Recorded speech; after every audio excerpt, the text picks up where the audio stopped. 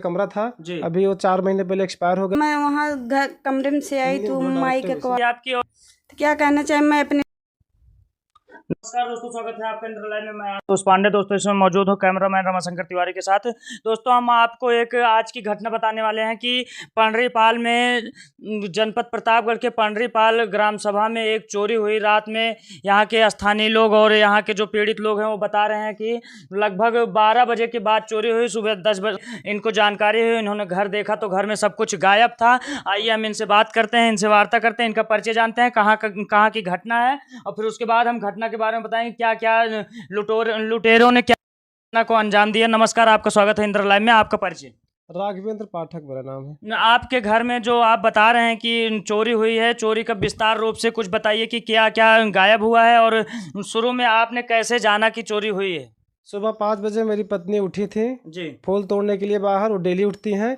जब वो उठी तो देखा उन्होंने उसारे वाले कमरे में जो माता जी का मेरे कमरा था जी। अभी वो 4 महीने पहले एक्सपायर हो गई है 29 नवंबर को। तो उनका जो सामान था पर्सनल वो इसी कमरे में रखा हुआ था। तो वो सुबह उठी तो उन्होंने मुझे बताया कि दरवाजा खुला है और लाइट बंद है कमरे की। तो हम जगाई तो हम उठ के आए उनके साथ, तो देखे यहाँ पे तो कमरा खुला हुआ था और ये सामान सब यहाँ बिखरे पड़े थे। तो तुरंत ही हम गए, अपने छोटे भाई साहब को बताए, बड़े भाई साहब को बताए, सब लोग यहाँ आए, देखे और इधर उधर तलाश की गई कैसे आए कैसे नहीं, लेकिन कुछ पता नहीं चला। फिर 112 पे कॉल किया गया वहाँ से, फिर वो लोग भी 15-20 मिनट में आए, यहाँ पे वीडियो वगैरह बनाए, सब देखे कि ताला कैसे तोड़ा गया है या अपने आप खोला गया है। फिर यहाँ सब चेक किए, उसके बाद एक तहरीर देने के लिए बोले तो हम लोग थाने में एक तहरीर दी, एप्लीकेशन।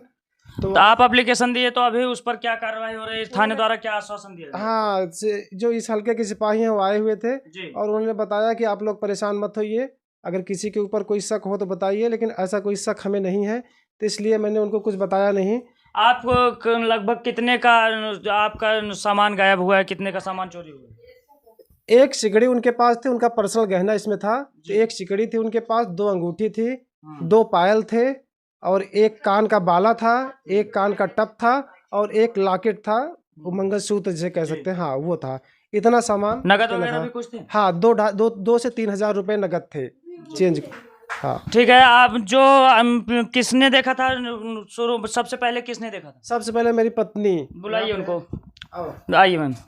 आप लगभग कितने बजे से कितने बजे के बीच की घटना है? कुछ 12 के बजे के आसपास मेरे छोटे भाई साहब हैं, ये आए थे कहीं से, तब तक सब कुछ ठीक ठाक था। उसके बाद फिर ये अंदर आए, अंदर सो गए और हम लोग भी अंदर ही थे। तो उसके बाद 5 बजे जब ये उठी हैं, 4:45 बजे के आसपास, उसके बाद जब ये बाहर निकली हैं तब घटना का पता चला। आपने जब सुबह उठा तो आपने क्या देखा?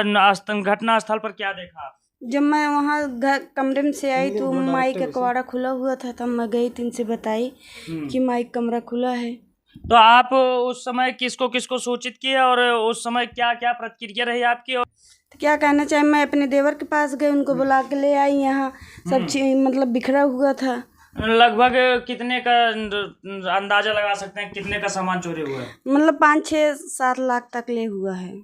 5-6 लाख तक का सामान चोरी हुआ है। आप तुम सरकार से क्या मांग करना चाहेंगी? आप सरकार से अपनी क्या अपील करना चाहेंगे? खुलासा करें, अब क्या कहें, जो घटना का खुलासा करें और क्या कहना चाहेंगे? हाँ, इस घटना का पर्दाफाश करें और चोर कौन है वो उसका पता चले और सामान हमारा मिले, यही उम्मीद करेंगे सरकार से।